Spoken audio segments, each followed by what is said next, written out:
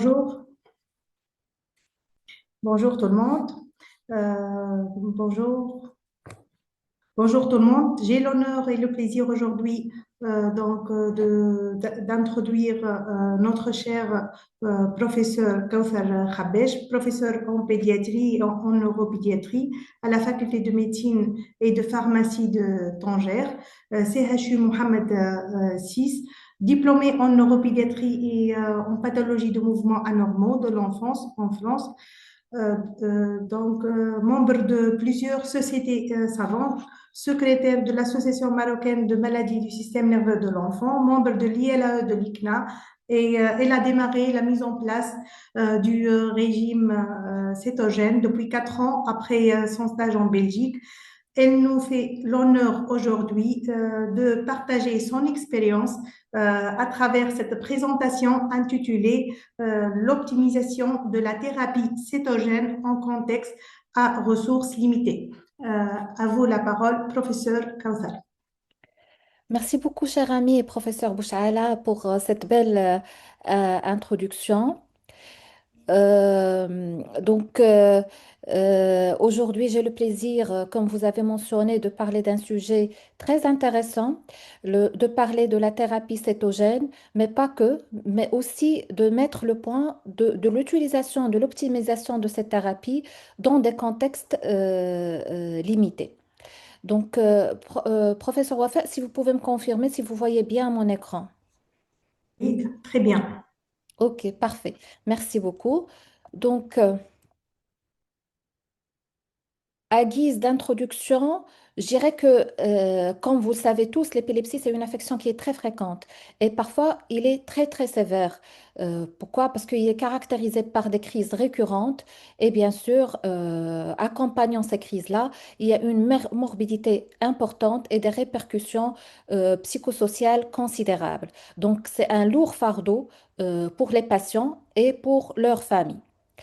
La majorité, 64% des patients vivant avec épilepsie, heureusement que ça répond au traitement pharmacologique. Par ailleurs, le un tiers des patients restent pharmacorésistants malgré les thérapeutiques médicamenteuses. Alors là vient l'intérêt du régime cétogène qui, à la base, où le principe, c'est un régime diététique qui est très riche en lipides et pauvre en glucides, produisant une cétose, un état de cétose permanente, que à travers cette cétose permanente, comme on va voir par la suite, va agir sur la réduction des crises épileptiques. Donc, l'efficacité est déjà établie du régime cétogène comme traitement non pharmacologique de l'épilepsie réfractaire. D'ailleurs, actuellement, le régime cétogène, il est considéré comme un des quatre principaux traitements de l'épilepsie pharmacorésistante des patients, que ce soit des enfants ou des adultes. Donc, comme vous le savez, les principaux traitements, il y a les médicaments anti-crise. Là, on parle plus de médicaments anti-crise que anti-épileptiques parce qu'on sait qu'ils agissent plus sur les crises que de guérir l'épilepsie maladie. Bien sûr, la chirurgie de l'épilepsie, quand il s'agit d'une épilepsie focale, structurelle, lésionnelle, et la neuromodulation comme la stimulation du nerf vague. Et bien, le régime cétogène se positionne aussi avec ces quatre thérapeutiques proposées pour les patients pharmacorésistants. Alors, l'intérêt du régime cétogène, c'est pas que dans l'épilepsie. Donc, certes, c'est l'intérêt majeur, mais c'est aussi un intérêt pour la prise en charge de certaines maladies héréditaires du métabolisme. Cependant, Cependant, ce régime reste contraignant pour plusieurs patients, plusieurs familles aussi, et c'est un régime à considérer comme une thérapeutique. Du coup, il faut surveiller les effets secondaires, il faut savoir le mener, il faut avoir une expertise pour, c'est-à-dire l'entamer. Un petit aperçu historique sur les thérapeutiques et les régimes cétogènes, l'histoire du régime cétogène est très ancienne. Donc, il y a eu déjà des papiers qui ont été retrouvés, enfin, des papiers de l'ère de Hippocrate, mais aussi ça a été mentionné dans la Bible que le jeûne était une thérapeutique pour les crises d'épilepsie. D'ailleurs, aussi, dans la religion musulmane, il y avait ce verset du prophète sallallahu alayhi wa sallam, Sumu tasihhu, c'est-à-dire jeûnez et vous allez avoir une bonne santé. Donc là, par la suite, euh, l'histoire s'est développée par une première étude moderne sur l'intérêt du jeûne pour diminuer les crises d'épilepsie, que ça a démarré en 1911. Jusqu'au-là, on parle que du jeûne et son intérêt et son impact positif pour l'épilepsie. Par la suite, en 1921, et c'est là où ça a démarré la proposition du régime cétogène. On ne parle plus de jeûne, mais on parle d'un régime diététique proposé. Donc ça a été proposé en 1921 par Dr. Russell Wilder. En 1971, il y a eu la proposition d'introduction d'un autre type de régime cétogène, comme on va voir par la suite. C'est des régimes, c'est plusieurs régimes cétogènes, que chacun a ses particularités. Donc, ce type de régime cétogène qu'on appelle à chaîne triglycérides moyenne, ça a été introduit en 1971. Et en 2008, il y a eu les premiers essais randomisés, contrôlés, impliquant, c'est-à-dire utilisant le régime cétogène comme thérapeutique pour l'épilepsie chez les enfants. Et en 2021, on a fêté 100 ans. Ça veut dire que c'est déjà un siècle où le régime cétogène c'est-à-dire qu'on a commencé à utiliser le régime cétogène. Donc, c'est pas quelque chose de récent. C'est une thérapeutique qui remonte déjà à un siècle. Et là, on est en 2026, on est plus d'un siècle. Alors, comment réagir ou quel est le mécanisme d'action du régime cétogène? Il y a plusieurs mécanismes d'action qui ont été prouvés du régime cétogène. Déjà, la production, comme on a dit, un régime cétogène, c'est un régime qui va entretenir une lipolyse et par la suite, il y aura une production de corps cétonique. D'ailleurs, on va le voir par la suite, quand on veut vérifier l'efficacité de notre régime cétogène, on cherche toujours la présence de corps cétoniques dans les urines. Donc, dans ce sens, les corps cétoniques, ça a été prouvé qu'ils ont des propriétés anticonvulsivantes. La présence de corps cétoniques a des propriétés anticonvulsivantes. Par la suite, il y a aussi l'amélioration de la fonction mitochondriale et la réduction du stress oxydatif. On sait que la diminution de la glycolyse, ça va réduire l'excitabilité neuronale qui est très impliquée dans les crises d'épilepsie. Le régime cétogène va agir également sur les canaux ioniques, dans les canaux ATP et potassiques. Il y a aussi une action sur le microbiote intestinal. Ça a été prouvé dans les épilepsies qu'il y a une dysbiose du microbiote intestinal et du coup, il va y avoir un impact sur la production de neurotransmetteurs, en particulier les GABA et la sérotonine. Action, comme on a dit, sur les neurotransmetteurs aussi au niveau cérébral. Il y a d'autres actions du régime cétogène. C'est une médiation de l'inflammation, une médiation immunitaire. C'est pour ça que c'est aussi proposé dans les épilepsies d'origine immunitaire et qu'on va voir par la suite. Et il y a aussi d'autres indications à part l'épilepsie où le régime cétogène commence à avoir son impact. Donc, d'abord, pour faire plus simple, le régime cétogène, la base ou le principe du régime cétogène, comme ça a été déjà mentionné, c'est un régime, contrairement à une alimentation normale de tous les jours où notre apport énergétique il vient principalement de glucides, là c'est inversé en matière de régime cétogène. Donc là, on aura plutôt un régime que la base énergétique, c'est les lipides, on va avoir 60 à 90% riche, c'est un régime qui est riche en lipides dans 60 à 80% des apports, un régime qui est pauvre en glucides, donc le principe c'est de réduire les carbohydrates consommés, Et puis, concernant les apports protéiques, normalement, ils doivent être conservés. On doit avoir un régime qui est normoprotéique, adapté à l'âge, surtout chez les enfants, puisque ils sont en pleine croissance, donc ça doit être normocalorique. Ça, c'est le principe général avant d'entamer les différents types de régimes. Donc, le principe, c'est ça, c'est de réduire au maximum l'apport glucidique et d'augmenter l'apport des gras.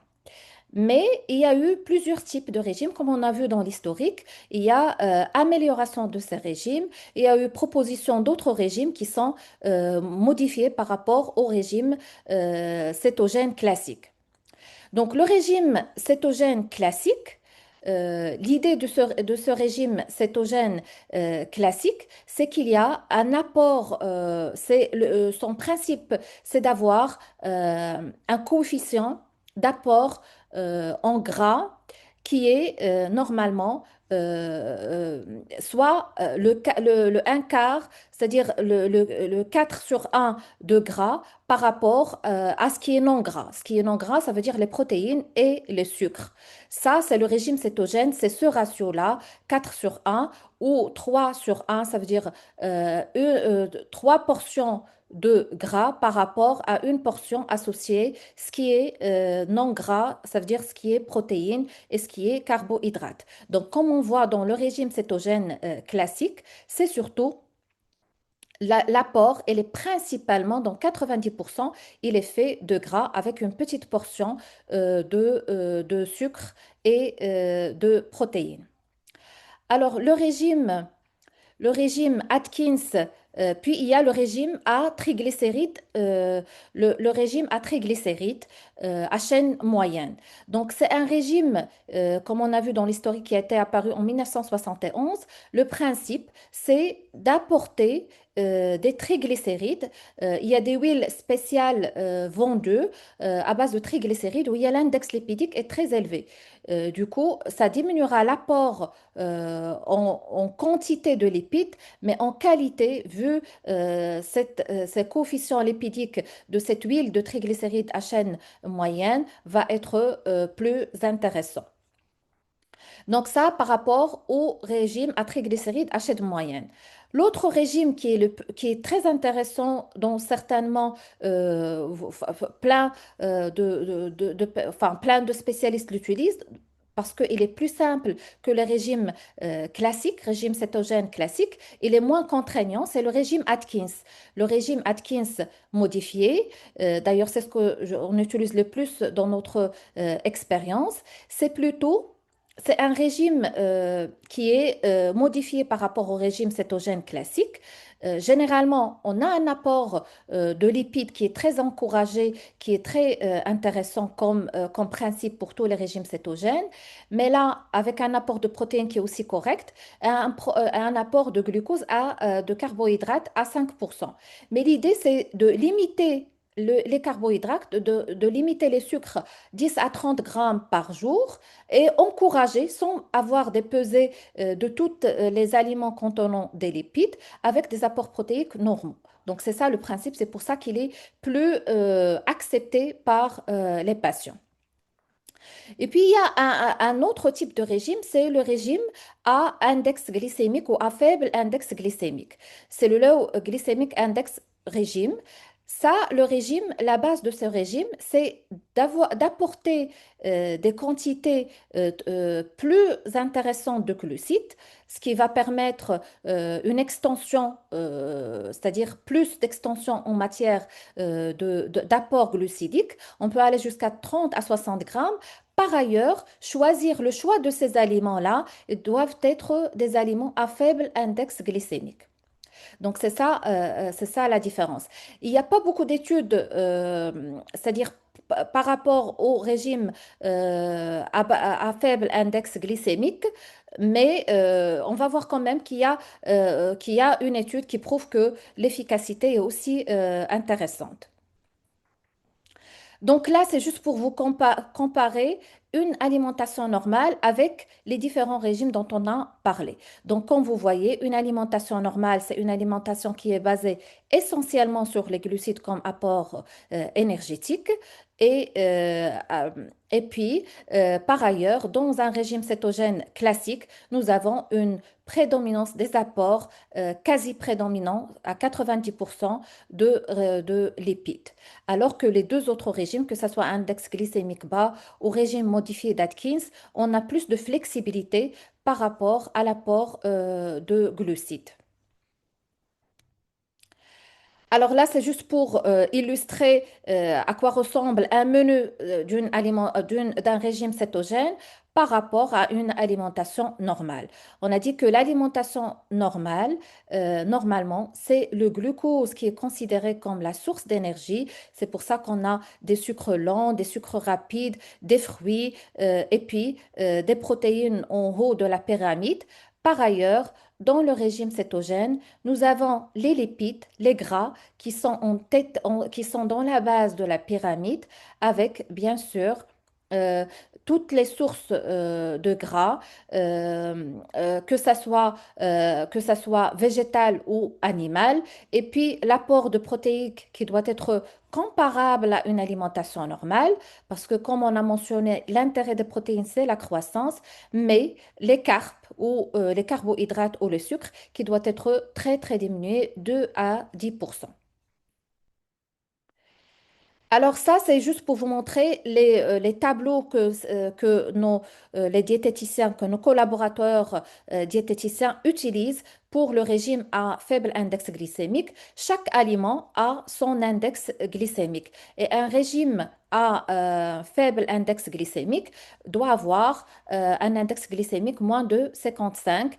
Et comme vous voyez sur ce tableau-là, chaque aliment, que ce soit végétal, fruits, aux protéines, il a son propre index glycémique qui doit être adapté pour le régime et pris en considération.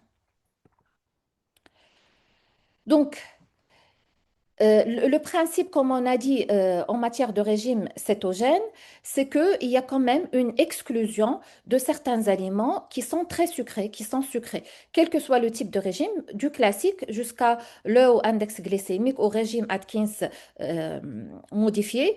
Tous les aliments qui sont très très sucrés, ils sont interdits. Bien sûr, tout ce qui est sucre, tout ce qui est chocolat, bonbons, pâtisserie, tout ce qui est pâte à pizza, tout ce qui est sauce, tout ce qui est dextrine, tout ce qui est biscuit, tout ça, c'est interdit pour les patients menant un régime cétogène. Alors, l'idée, c'est que c'est pas toujours évident, surtout chez les enfants. Donc, ce qui montre déjà que dans certaines situations, il y a quand même pas mal de difficultés. Et par contre, tout ce qui est gras, c'est permis. Tout ce qui est protéines aussi, œufs, avocats, beurre, tout ça, c'est permis à consommer en quantité importante. Alors, un autre point très intéressant en matière, quand on entame une diététique cétogène, c'est quand on commence une diététique cétogène à visée thérapeutique dans l'épilepsie, ces patients-là sont déjà sous traitement antiépileptique. Donc, il faut prendre en considération que pas mal de médicaments antiépileptiques interagissent avec le régime cétogène. Donc, en chef de file, il y a les corticoïdes. On sait que actuellement, et d'ailleurs on va le voir après dans les indications, que les corticoïdes, que le régime cétogène, on l'utilise souvent en troisième ou en deuxième ligne dans le traitement des syndromes de spasme infantile, après l'association de vigabatrin et corticothérapie. Et donc, c'est des patients qui sont déjà sous corticoïdes. Et on sait que les corticoïdes sont déjà des hyperglycémiants. Donc, dans ces cas-là, c'est difficile d'avoir une cétose. Donc, la recherche de bandelettes urinaires, ça va pas montrer une cétose. Donc là, il faut faire attention. Il faut adapter le régime en fonction des médicaments qui sont déjà instaurés chez le patient. Alors, il y a aussi le topiramate. Le topiramate, ce qui décrit comme effet secondaire une acidose métabolique et en lithiase rénale. On sait qu'il y a un risque d'acidose aussi avec le régime cétogène. Donc, ce risque-là risque d'être multiplié avec l'association de deux, que ce soit pour la lithiase, que ce soit pour l'acidose métabolique.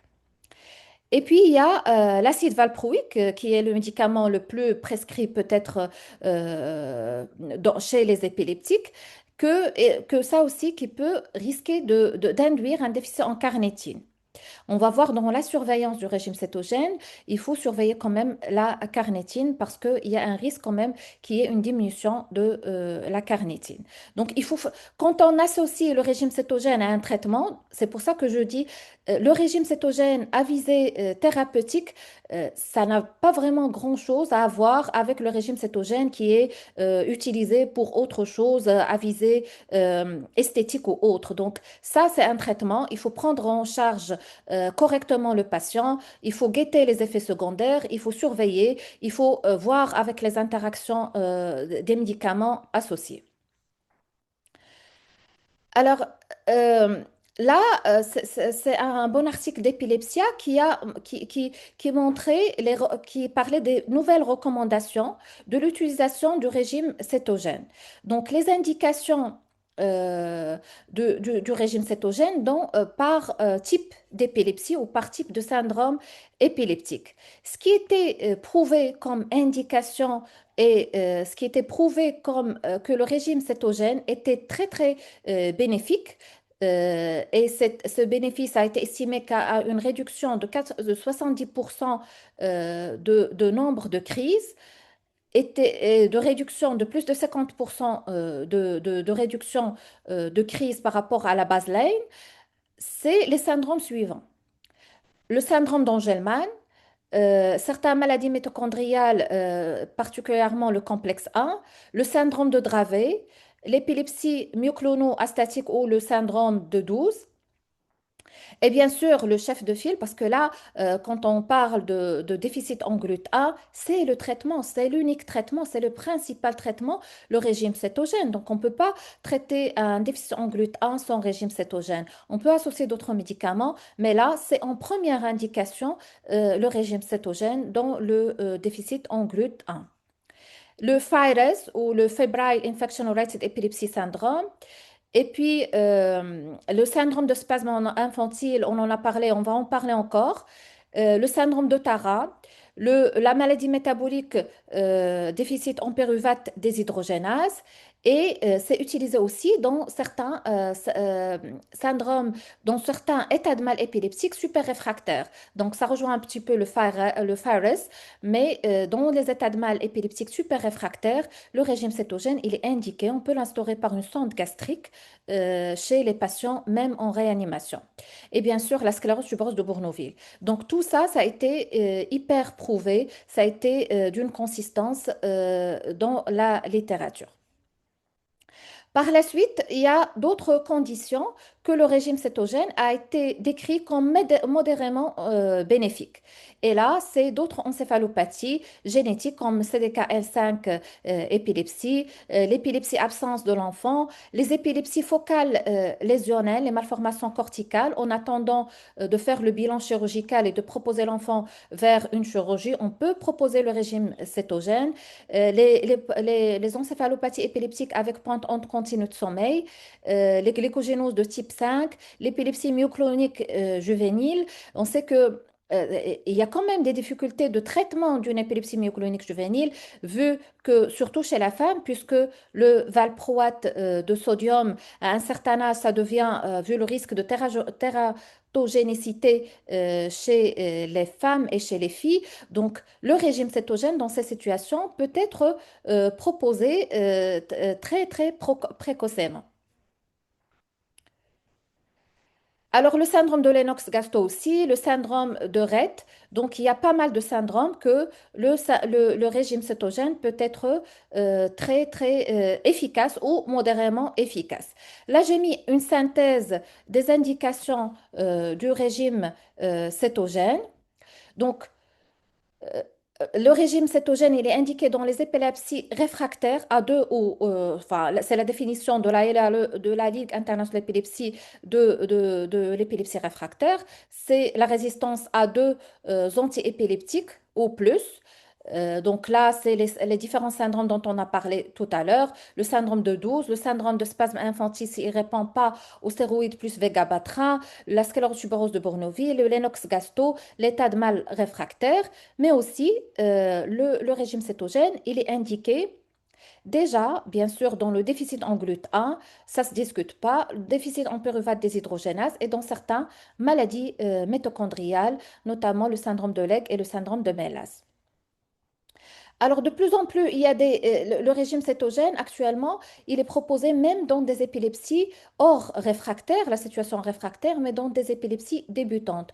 On a parlé tout à l'heure de l'épilepsie myoclonique juvénile, dont les filles, ils sont dépendants d'une thérapeutique, ils arrivent à un certain âge où le valproate de sodium, il n'est plus adapté. Donc là, on pourrait éventuellement, il y a un essai clinique randomisé sur l'épilepsie absence, sur l'épilepsie myoclonique juvénile qui est en cours et certainement va avoir des résultats par rapport à l'efficacité dans ces deux situations. Alors, on a dit que pour une épilepsie dans le syndrome de GLUT1, bien sûr, c'est d'office, c'est en premier lieu. On n'attend pas que ça soit réfractaire, mais c'est d'office.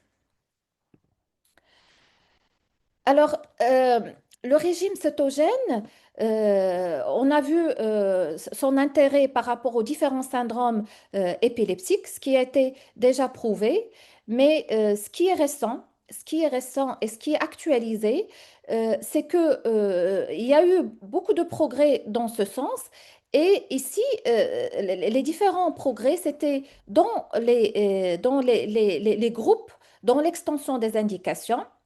Là, on peut proposer même chez des nouveau-nés, c'est-à-dire même avant 6 semaines, on peut proposer le régime cétogène. D'ailleurs, il y a eu un article, un case report euh, qui était publié qui rapporte que chez un nouveau-né qui était allaité au allaitement maternel exclusif, c'est la maman qui a fait le régime cétogène et il y a eu un impact positif sur le nouveau-né, sur ses crises d'épilepsie. Il est devenu free of seizure. Donc là, on le propose surtout avec ces régimes modifiés Atkins et low index glycémique. On peut les proposer chez des patients beaucoup plus jeunes par rapport à avant. Certains épilepsies génétiques, là, de plus en plus, la génétique est plus impliquée dans les épilepsies. Donc, on l'a vu tout à l'heure avec certains syndromes génétiques épilepsiques comme le CDKL5, comme les autres mutations. Donc, là, c'est aussi de plus en plus précisé dans le régime cétogène. Alors, on a dit que ça il peut être prescrit même dans les réanimations. Et il y a aussi des études qui proposent le régime cétogène comme parentéral, comme nutrition parentérale, surtout chez les patients dans un état d'état de mal épileptique réfractaire. Et puis, donc ça a été nettement, c'est-à-dire l'extension des indications et que ce soit par rapport à l'âge, que ce soit par rapport aux patients de réanimation, que ce soit par rapport aux indications, ça a été poussé par l'introduction de ces nouveaux types de régimes cétogènes qui sont beaucoup plus flexibles. Après, il y a d'autres neurologiques disorders où on peut proposer le régime cétogène. Il y a eu des études comme pour le syndrome de spectre de l'autisme, pour les traumas crâniens, pour la maladie d'Alzheimer. Donc, il y a des études qui s'y intéressent au régime cétogène dans ces indications. Alors, l'efficacité, comme on en a dit, il y a eu déjà plusieurs essais randomisés contrôlés. D'ailleurs, il y avait eu cette revue Cochrane qui a repris presque 13 clinical trials avec 932 participants et dont le résultat était quand même qu'il y a eu beaucoup de patients qui ont eu une réduction de plus de 50% de réduction de crise et il y a eu 15% quand même de patients et d'enfants qui ont été free of seizure, qui ont été libres de crise grâce à l'adjonction du régime cétogène. Donc, le régime cétogène, c'est pas que chez les enfants, bien sûr, ça a été prouvé aussi chez les adultes. Et comme on a dit, avec, surtout avec les nouveaux types de régime cétogène. Alors, un petit focus par rapport au régime Atkins modifié, vu que c'est le plus utilisé, c'est pas aussi une histoire récente parce que ça remonte aussi à plus de 20 ans que ce régime a été instauré. Donc, là aussi, il y a eu quand même un recul d'expérience par rapport à ce régime. On a dit qu'il est plus flexible que le régime cétogène classique. Donc, en tant que neuropédiatre, c'est le plus prescrit personnellement pour les patients avec épilepsie. Et ça a été, là aussi, ça a été prouvé qu'il y a une efficacité pour les épilepsies réfractaires chez les enfants et chez les adultes, avec la caractéristique et l'avantage d'une flexibilité de l'administration du régime Atkins modifié. Donc, après, nous avons parlé de tous les régimes, enfin des quatre principaux régimes cétogènes. La question qui se pose, est-ce qu'il y a une supériorité de l'un par rapport à l'autre? Et c'était la question qui a été traitée dans cet article de JAMA Pediatrics, où ils ont essayé de comparer l'efficacité de ces quatre régimes et voir la supériorité de l'un par rapport, s'il y a une supériorité de l'un ou l'autre concernant la réponse à ce régime. Donc là, ils ont presque, donc là, ils ont inclus presque 100 135, 153 patients et après, c'était contrôlé, randomisé. Ils ont mis certains sous régime kétogénique diet classique, dont 58 patients sous Atkins modifié et 55 sous low glycemic index. Donc, et ils ont vu l'évolution à 6 mois, à 3 mois et à 6 mois. Et ce qui a été prouvé sur cette étude, c'est que finalement, l'efficacité était presque similaire dans les trois groupes. Et bien sûr, avec moins d'effets secondaires qui ont été constatés pour l'index glycémique bas. Alors, c'est la seule étude que j'ai trouvée qui compare les trois régimes et qui ressort avec cette conclusion. Donc, je suppose qu'on aura besoin d'autres études pour être sûr que finalement, les quatre régimes se valent et du coup, on sera plus tranquille de choisir le plus flexible. Alors, le régime cétogène dans les encéphalopathies épileptiques et développementales, là, il y a eu cet article qui vient d'être publié où ils ont pris 280 patients. Et là, l'étude, c'était de comparer. Donc, tout à l'heure, on avait comparé entre les quatre régimes en add-on. Et là, qu'est-ce qu'ils ont fait sur cet article, sur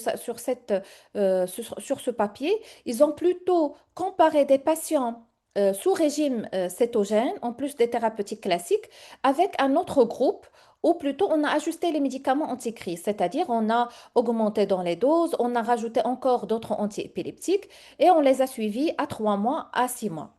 Ce qui était intéressant dans cette étude, c'est qu'ils n'ont pas comparé que l'efficacité en matière de crise, mais aussi l'impact sur le développement psychomoteur et l'impact aussi c'est-à-dire sur le fait qu'ils sont libres de crise et le fait que le développement psychomoteur s'est ou non amélioré et aussi sur l'électroencéphalogramme, c'est-à-dire sur la pattern pathologique de l'électroencéphalogramme. D'ailleurs, c'est-à-dire dans les encéphalopathies épileptiques et développementales, comme vous savez, c'est surtout le développement psychomoteur et c'est surtout les patterns et les anomalies EEG qui prennent de l'ampleur dans les encéphalopathies épileptiques.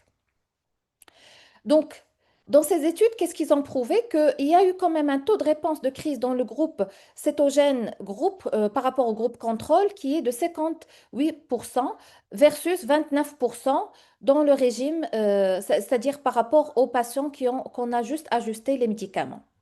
Donc avec une différence qui est statistiquement valide. Donc là, on voit que 50% des patients ont eu une réduction des crises sous régime cétogène, alors que juste presque 30% de patients, ils ont eu une réduction de crise suite à l'introduction et à d'autres médicaments ou l'adaptation des médicaments pharmaceutiques.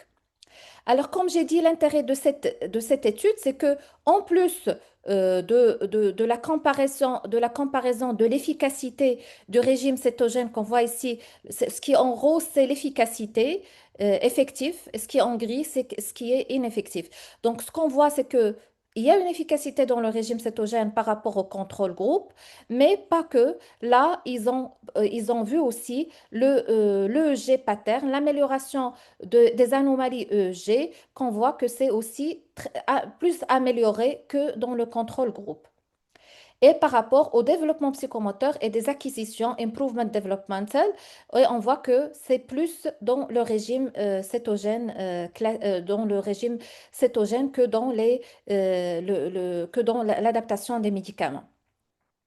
Alors, dans cette étude, les syndromes où le régime cétogène était le plus efficace, c'était le syndrome de 12 et le syndrome de spasme infantile.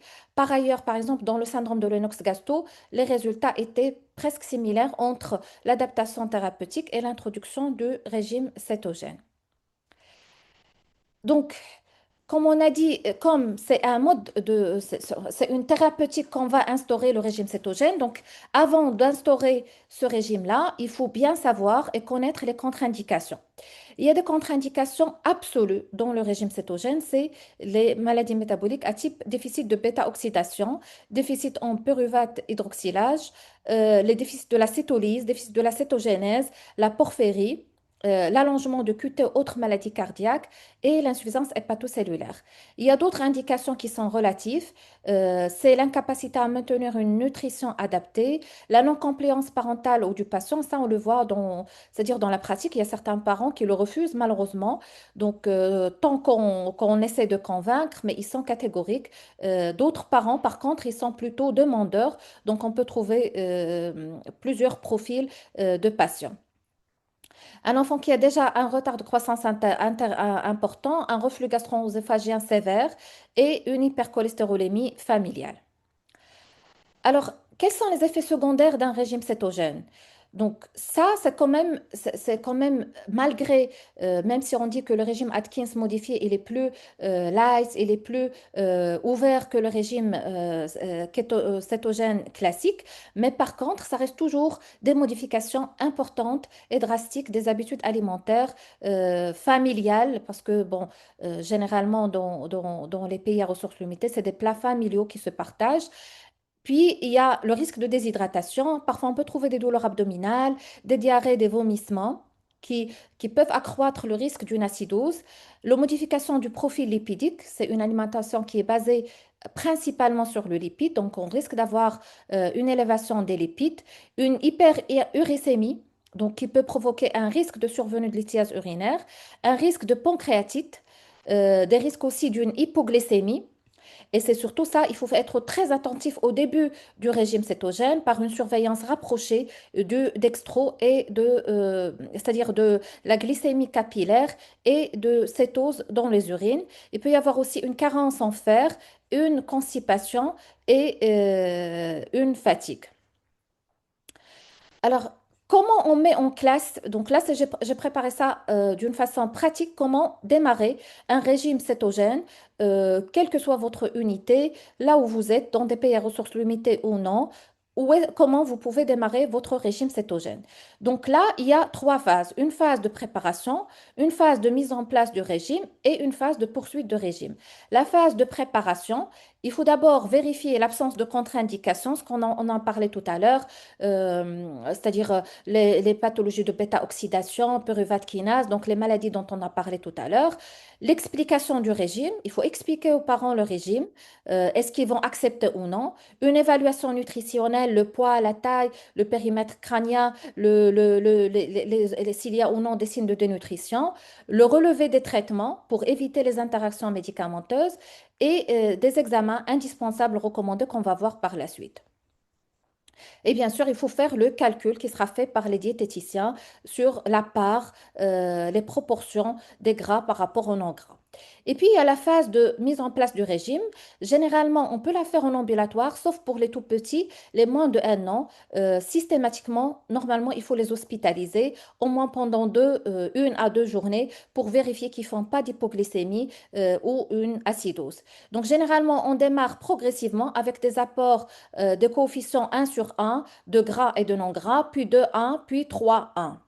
Et puis, on fait un relevé journalier des prises alimentaires, un contrôle du poids, une surveillance de glycémie capillaire et de cétonurie, une évaluation de la famille, du régime et de conduite à tenir, qu'est-ce qu'il faut faire en cas d'urgence. Bien sûr, c'est une éducation de la famille, surtout au tout début du régime. Il faut l'expliquer, les signes d'hypoglycémie, les signes de cétose, qu'est-ce qu'il faut faire si l'enfant fait une hypoglycémie, qu'est-ce qu'il faut faire s'il fait une acidose et bien sûr, il faut donner généralement un contact en cas d'urgence.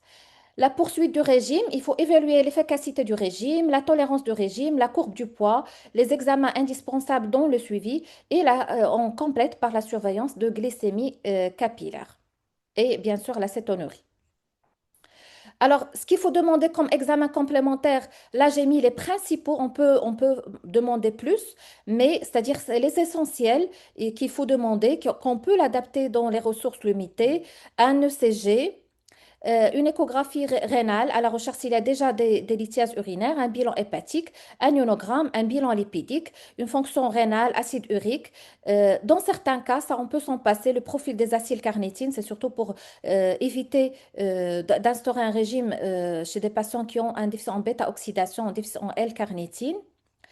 Et puis, on commence à calculer le régime selon les proportions déjà instaurées. Avec, bien sûr, il faut supplémenter dans certaines vitamines et assurer les besoins protidiques recommandés. Donc là, évaluation clinique et paraclinique à l'initiation du régime. Ce qu'il faut chercher, c'est surtout les signes d'hypoglycémie, surtout au départ. Donc, expliquer aux parents ou si leur enfant est hospitalisé, guetter les signes d'hypoglycémie, la léthargie, la pâleur, l'hypothermie et les signes d'hypercétose, le fait d'avoir une tachypnée, une tachycardie, une irritabilité, des vomissements ou faible tétée. Donc, les parents, ils doivent avoir un matériel pour mesurer la glycémie capillaire à domicile et une bandelette urinaire pour mesurer l'acétone à domicile. Donc, après le premier rendez-vous à 15 jours de vie, à 15 jours pardon, de régime, on s'assure de l'observance de la tolérance, de vérifier la croissance. Dans les 1 à 3 mois après, il faut contrôler le bilan hépatique, rénal et lipidique et 1 à 2 fois par la suite dans le suivi. Alors, on va garder le régime cétogène jusqu'à quand? C'est une question qui se pose. Une fois que le régime il est démarré, avant de juger de son efficacité, il faut au moins 3 mois. Il faut se donner le temps de 3 mois pour juger de son efficacité. Et par la suite, s'il est efficace, on peut le poursuivre comme les autres traitements antiépileptiques pendant 2 ans avec la possibilité de l'alléger, ça veut dire d'augmenter progressivement les parts de glucides et voir. Et quand on veut arrêter un régime cétogène, c'est de la même manière qu'on gère un traitement antiépileptique médicamenteux. Il faut que l'arrêt soit progressif et voir en fonction de nombre de crises. Donc, le régime cétogène peut être poursuivi si les patients ils sont répondeurs pendant encore plus que 2 ans. C'est-à-dire, ça peut être jusqu'à 12 ans, il n'y a pas de souci. Alors, comme synthèse, une fois vous posez l'indication de régime cétogène, un déficit en GLUT1, c'est d'office, une épilepsie pharmacorésistance, par exemple un syndrome de spasme infantile ou autre, il faut évaluer cliniquement et biologiquement l'enfant ou le patient. Il faut choisir le type de régime que vous allez démarrer selon votre expérience locale, selon vos moyens locaux, selon votre expertise. Si c'est un enfant moins de 1 an, il faut que ça soit en intra-hospitalier. Si c'est en ambulatoire, ça doit être progressif. Et bien sûr, il faut suivre le nombre de crises. Et après 3 mois, on va décider est-ce qu'on va en continuer ce régime ou non, en fonction de l'efficacité. S'il y a une réponse, c'est-à-dire au moins une amélioration plus que 50%, on peut continuer avec une surveillance jusqu'à 2 ans, voire plus. S'il n'est pas répondeur, là, il faut encore arrêter, mais d'une façon progressive et réévaluer l'épilepsie. Donc, il ne faut pas oublier c'est-à-dire parfois, c'est-à-dire même dans des situations, d'ailleurs, ça a été prouvé dans le dernier article dont on a parlé, dans les encéphalopathies épileptiques, parfois même si l'enfant il est libre de crise, on peut continuer le régime centogène pour bénéficier, surtout pour le développement psychomoteur, pour la cognition et pour le comportement.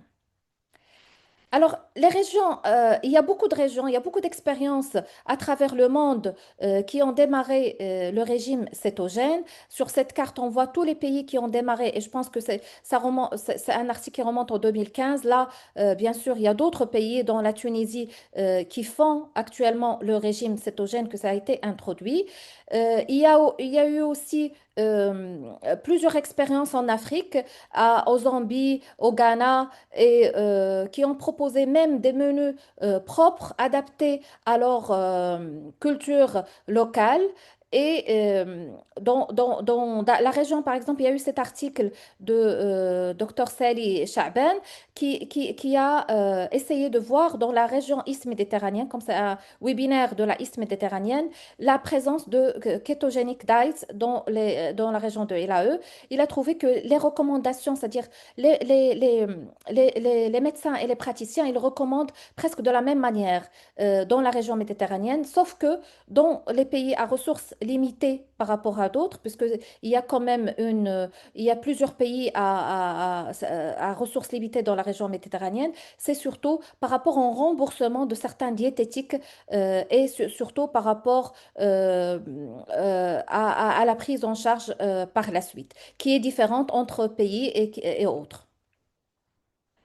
Donc, comme on a dit, il y a eu plusieurs expériences dans l'Égypte, que ça a été déjà mis en phase avec plusieurs expériences réussies. Au Ghana, il y a eu cette histoire en Afrique de la fondation Kaila, qui a fait suite à une histoire personnelle d'un enfant de 14 mois qui avait un syndrome de 12 très pharmacorésistant, et après l'instauration de régime cétogène, il s'est nettement amélioré. Cette fondation a eu comme objectif d'améliorer la prise en charge des enfants en impliquant le régime cétogène.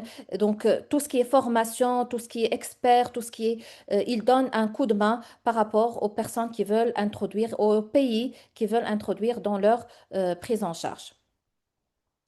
Alors, la Ligue internationale contre l'épilepsie a publié récemment enfin, c'est pas tout récent, mais ce qui était intéressant dans cet article, c'est le minimum, c'est qu'il a publié le minimum nécessaire pour réussir un régime cétogène dans les pays à faibles ressources. Donc, ce qui est obligatoire d'avoir, et je pense que ça on peut l'avoir dans la majorité des pays, une créatinine, glucose, un bilan minimal, des réserves alcalines par exemple, et ce qui est minimum de follow-up pour suivi pour ces enfants. Et après, ce qui est fortement recommandé, et encore plus après, ce qui est optionnel. Donc ça, c'est en fonction des moyens. Mais je pense que tout ce qui est obligatoire, ça, on peut se permettre dans la majorité, voire la quasi-exclusivité de tous les pays. Donc, le minimum standard approuvé par la LAE pour le ketogenic diet programmé dans les pays à ressources humaines, c'est que le médecin, il doit y avoir au moins un médecin praticien. Le mieux, enfin, le mieux, enfin, ça reste encore un mieux que ce soit un neurologue ou un neuropédiatre familiarisé avec le régime cétogène, mais ça peut être un médecin généraliste ou autre en fonction des pays. Un diététicien, c'est essentiel parce que c'est lui qui va calculer toutes les proportions, un minimum de biologie, un sodium, potassium, créatinine, glucose, bilan lipidique, une supplémentation multivitaminée, calcium et une hospitalisation surtout pour les petits et surtout s'il y a une comorbidité associée. Donc, et ce qui est recommandé aussi, c'est que chaque pays doit faire ses guides et ses recettes locales. Ça a été fortement recommandé par la Ligue internationale de l'épilepsie. Alors, en conclusion, le régime cétogène est certes efficace et sûr. Il faut le considérer, il faut y penser après échec de tout traitement anticonvulsivant. Et pour certains syndromes épileptiques, bien sûr, il faut y penser avant, même à un traitement, il faut y penser pour les syndromes dont l'efficacité a été très bien démontrée, comme le syndrome de Dravet, le syndrome d'Angelman. Et la réussite de ce régime, il va dépendre du type de régime qu'on va choisir. Et sinon, oui, si oui ou non sera adapté à la situation de l'enfant et de sa famille. Donc, un régime qui peut marcher chez un enfant peut ne pas marcher pour un autre enfant. Et dans cette situation, donc c'est une décision qui doit prendre plusieurs repères avant de prendre de quel régime on va entamer. Il faut tenir compte, bien sûr, des contre-indications pour certaines erreurs innées de métabolisme avant de commencer, parce que parfois on peut être plus délétère et il peut y avoir une décompensation sévère. Donc, et je vous remercie pour votre attention. Merci, professeur Kauthar. Merci beaucoup pour cette belle conférence illustrative et enrichissante qui a suscité de nombreuses questions. Permettez-moi, avant de passer aux questions, donc de poser une question. C'est vrai que le régime cytogène, s'il est bien accepté par les parents et les patients, donc c'est une bonne alternative thérapeutique comme tu as déjà bien insisté. On a eu l'expérience avec quelques patients, mais vraiment c'est plus difficile si on n'a pas avec nous une diététicienne donc qui est fixe avec des consultations donc étroites. Est-ce que avec vous dans votre service il y a vraiment une diététicienne et les consultations sont à cheval diététicienne et médecin? Oui, justement, moi je pense que la grande part, c'est la diététicienne. D'ailleurs, je profite pour remercier Najwa, une diététicienne qui a été initiée donc il y a 4 ou 5 ans quand je lui ai parlé du projet. Il n'était pas hésitante. Vas-y, donc il a compris les recommandations, il a commencé à faire tous les calculs nécessaires, à suivre les patients. Donc, il suffit d'avoir une diététicienne, c'est-à-dire motivée, pour instaurer. Donc, la grande partie du travail, parce que nous, en tant que médecin, tu poses l'indication. Mais tout le suivi, tous les calculs, c'est la diététicienne. C'est elle qui a le contact le plus proche avec les patients. Bien sûr, il y a le côté médical, la surveillance de tous les effets secondaires, les bilans avant et après. Mais je pense que la grande part, il faut y avoir. D'ailleurs, les dernières recommandations de la ILAE, c'est mandatory. Donc, c'est mis dans les obligatoires d'avoir un diététicien ou une diététicienne. Pas obligatoirement à temps plein, qui fait que de la neuropédiatrie, mais il peut consacrer une partie de son activité pour ça. Ok. Juste une question. Pour le contrôle, si un patient s'est amélioré, pas de crise sous régime cétogène, est-ce qu'il serait intéressant de faire un contrôle de EEG et est-ce qu'il est obligatoire euh, de dire est-ce que le régime cétogène est efficace si on trouve des anomalies à l'EEG persistantes? Alors là, je vais répondre de la même manière comme un autre traitement. Quand il s'agit d'encéphalopathie épileptique, bien sûr qu'on fait un EEG de contrôle pour voir, parce que là, on vise pas par exemple, dans le syndrome de spasme infantile, on vise pas que la liberté des crises, mais on vise aussi à l'amélioration de l'électroencéphalogramme et la disparition de l'hypsarythmie. Donc la même chose, dans ce cas, dans les encéphalopathies épileptiques, on va essayer de faire des EEG de contrôle pour juger de l'efficacité. Parce que l'efficacité dans l'encéphalopathie épileptique, c'est sur le développement, c'est sur les crises et c'est sur le G.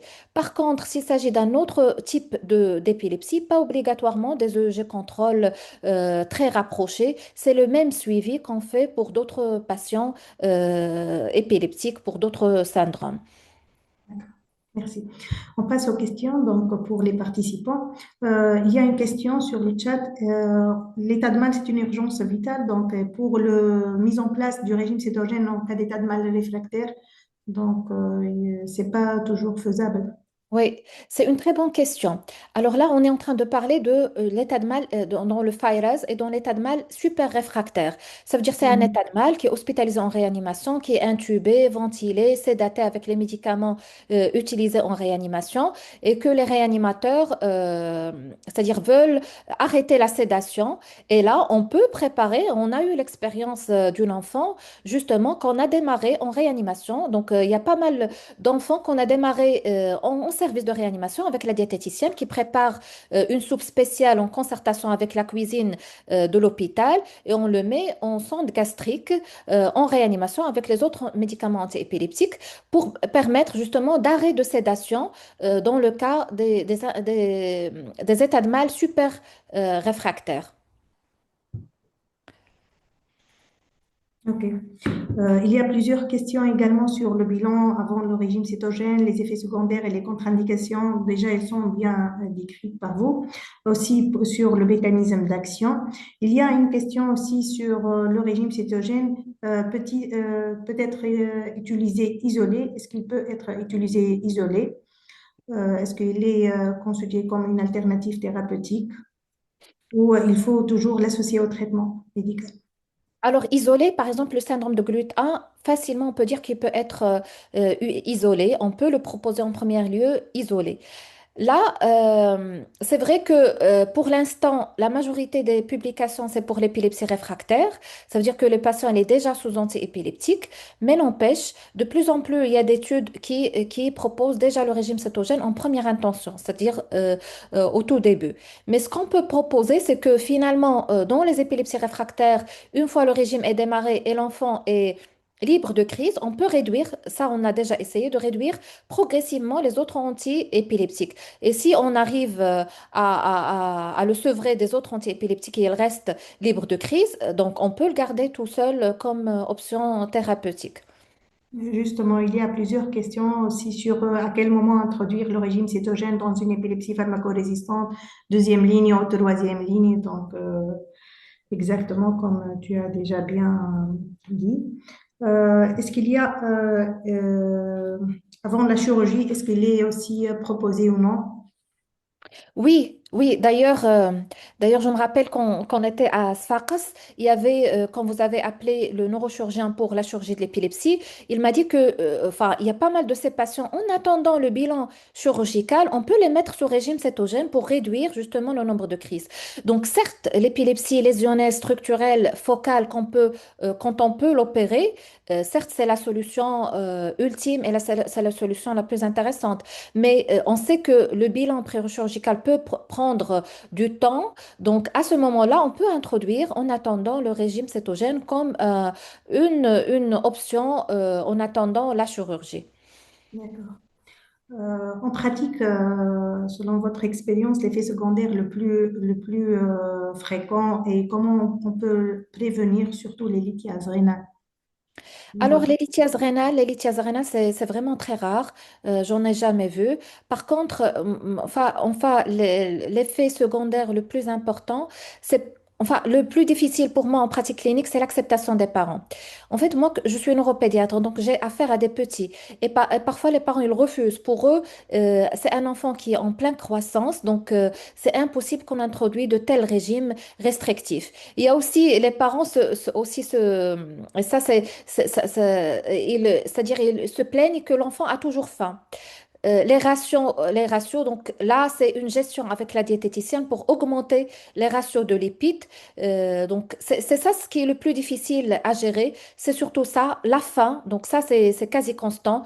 Ils demandent à chaque fois de manger et surtout de convaincre les parents. On sait que notre alimentation, il est basée essentiellement sur le sucre, essentiellement sur le pain dans la région méditerranéenne. Donc, pour priver un enfant de ça, pour eux, c'est le laisser à jeun ou c'est le priver de manger. Donc, parfois, c'est difficile. Mais une fois, il y a des parents, une fois qu'ils voient le résultat positif, ils deviennent, c'est eux qui défendent le régime, c'est eux qui incitent même d'autres parents à l'accepter. Donc il faut juste le convaincre, insister et pas mal de fois on a de bons résultats. Donc, une question, une fois le régime cétogène il est bien mis en place avec une cétose donc, qui est obtenue, donc les critères pour conclure l'échec, L'échec, je pense. pardon, ça s'était coupé un peu. Vous parlez Oui, d'échec. Quand est-ce qu'on décide d'échec, c'est ça? oui, oui. Alors, l'échec, normalement, on doit avoir la patience de 3 mois. Mais après 3 mois, si on voit qu'il n'y a aucune diminution des crises, et le but, généralement, pour dire que c'est efficace, il doit y avoir au moins une diminution de 50% de crises, on peut dire qu'on a échoué, que ça n'a pas marché. Mais comme je vous ai dit, normalement, il n'y a pas que l'effet sur les crises. Il y a aussi l'effet sur la cognition, il y a aussi l'effet sur le développement, sur le comportement. D'ailleurs, ça a été, on a dit que dans l'article il est proposé aussi dans l'autisme, et on sait que c'est certains patients épileptiques, généralement surtout les encéphalopathies épileptiques, il y a aussi un retard mental, des troubles de comportement associés.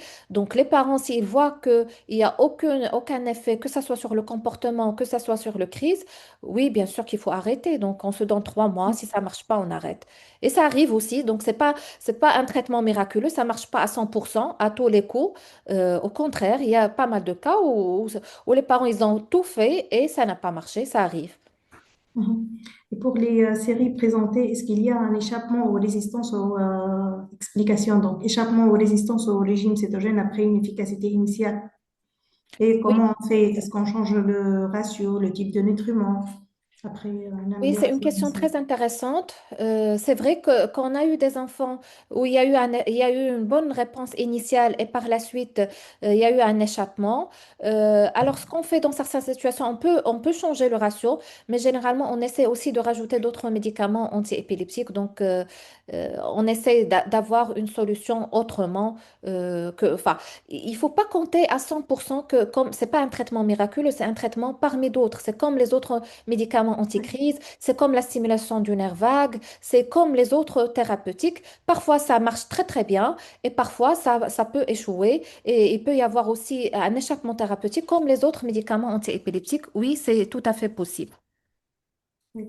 Et quels sont les facteurs prédictifs donc d'une bonne réponse au régime cétogène? Est-ce qu'il y a vraiment des facteurs prédictifs à part les bonnes indications? Alors, les bonnes indications, c'est ce que j'ai mis. Donc, ce qui était décrit dans la littérature, par exemple, le syndrome de spasme infantile, normalement, ça marche très, très bien. Le syndrome d'Angelman, les sclérose tubereuse de Bournonville. Donc, donc, le tableau que j'avais mis où il y avait les recommandations, c'est-à-dire que c'est très, très conseillé le régime cétogène. Il y a certains syndromes, le syndrome de dose, d'ailleurs, l'histoire de Kayla où il y a eu, qui a mené à la fondation Kayla, c'était un syndrome de dose, syndrome de Dravet. Donc, ça marche très bien dans ces syndromes-là. Après, les autres syndromes, ça dépend. Donc, parfois on a de bonnes réponses, parfois on n'a pas de bonnes réponses. Ok. Après, il y Donc, a le problème en fait, ça, on n'en a pas parlé, mais surtout, ça nous arrive comme problème pour les tout petits. On doit y avoir un lait diététique de régime cétogène. Je ne veux pas citer le nom commercial. Et le problème, c'est que souvent, il n'est pas commercialisé dans les pays à ressources limitées. C'est ça le problème. Et pour un petit nourrisson, un nouveau-né, dont l'alimentation est quasi exclusive, c'est une alimentation lactée, c'est toute la difficulté d'introduire un régime cétogène chez cette population. Donc, c'est ça le grand problème pour les tout petits, les moins de 1 an, les moins de 6 mois. C'est justement la disponibilité des produits lactés à base de régime cétogène. et il y a une autre question. Le schéma de mise en place du régime cétogène, est-ce qu'il est applicable à l'adulte? Oui, a priori, c'est les mêmes recommandations que chez l'enfant que chez l'adulte, avec bien sûr une surveillance plus rapprochée chez l'enfant, surtout s'il y a un terrain particulier. Parce que, comme on sait, un terrain de paralysie cérébrale, un terrain de dénutrition, donc c'est beaucoup de comorbidités associées. Donc, il faut qu'il y ait plus de vigilance par rapport qu'un patient adulte autonome. Et est-ce qu'il y a un poids limite pour démarrer le régime cétogène? Normalement, non. Donc, comme j'ai dit, il y avait même l'histoire du petit nouveau-né qui était sous allaitement exclusif et c'était la maman qui a fait le régime cétogène et l'enfant a bien répondu au régime cétogène. Normalement, non. Et ça a été prouvé même, surtout par rapport au nouveau régime, c'est-à-dire Atkins modifié. Et s'il y a les produits diététiques adaptés, normalement, non, il n'y a pas de poids limite. Ok. Après 2 ans de régime cétogène, quand il n'y a plus de crise, on peut arrêter le régime cétogène et sur combien de temps?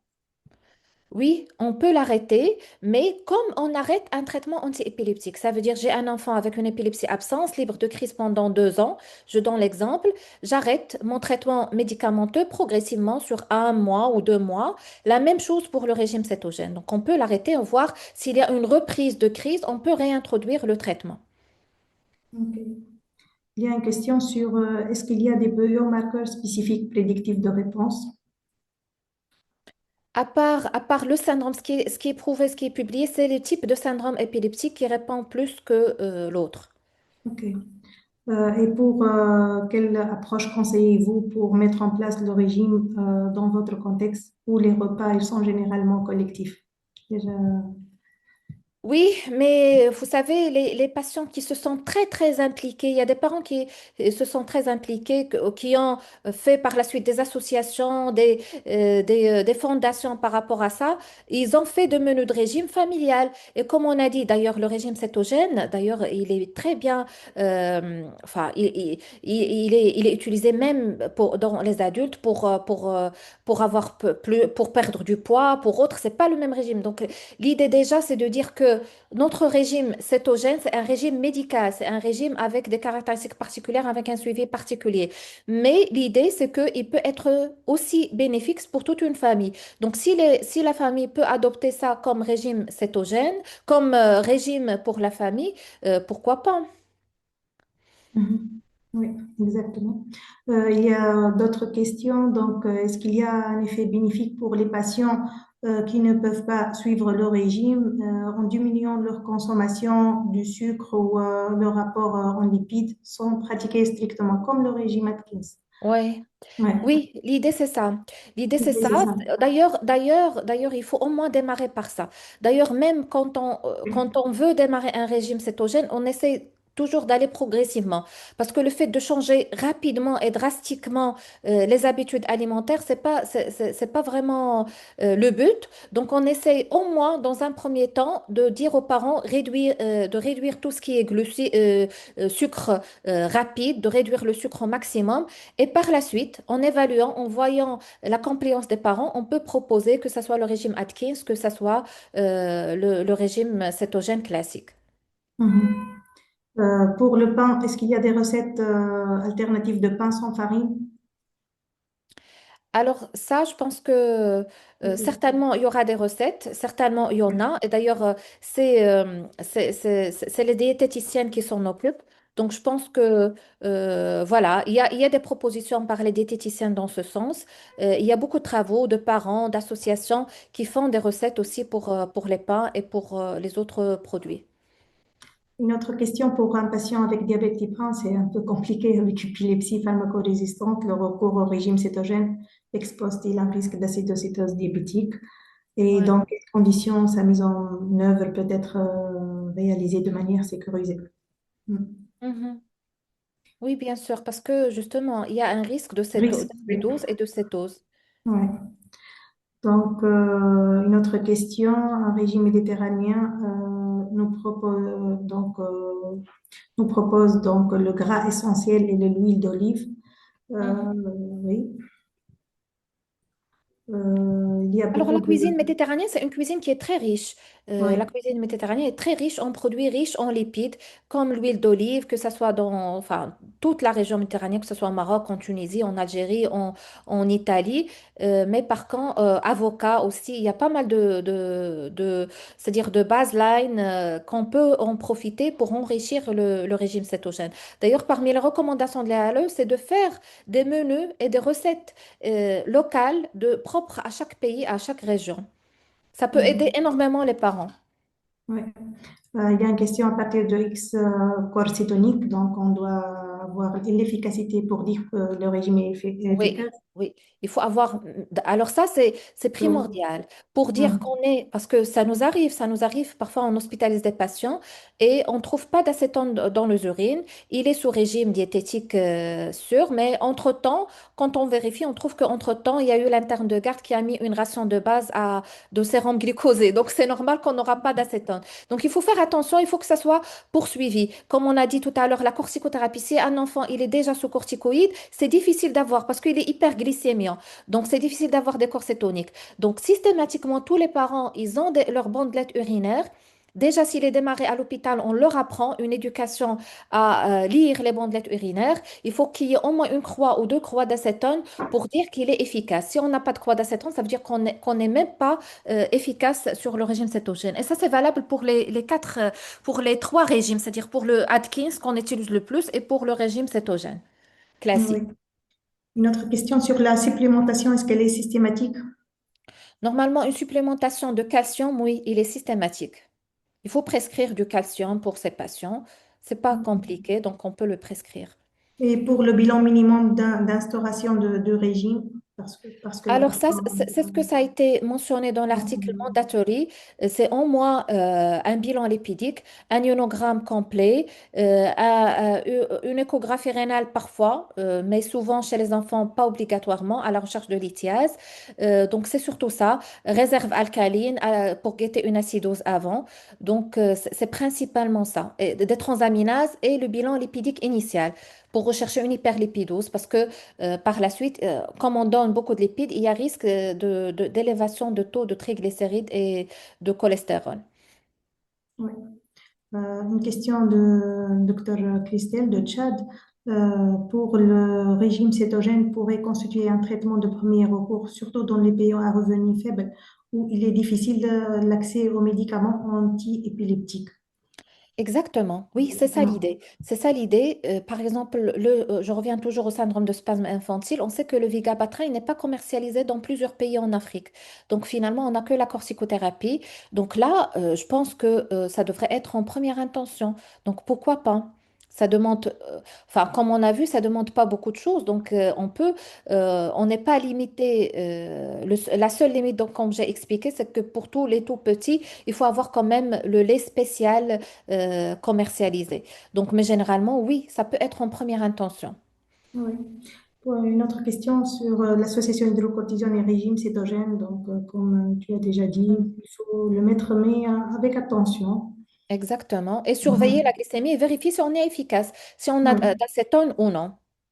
Et pour la supplémentation de vitamine D et le fer, donc, ils sont possibles, oui. Donc, pour les patients sous Oui, on régime. peut supplémenter vitamine D, fer, calcium. Oui, tout à fait. Je pense tout est répondu. Merci beaucoup.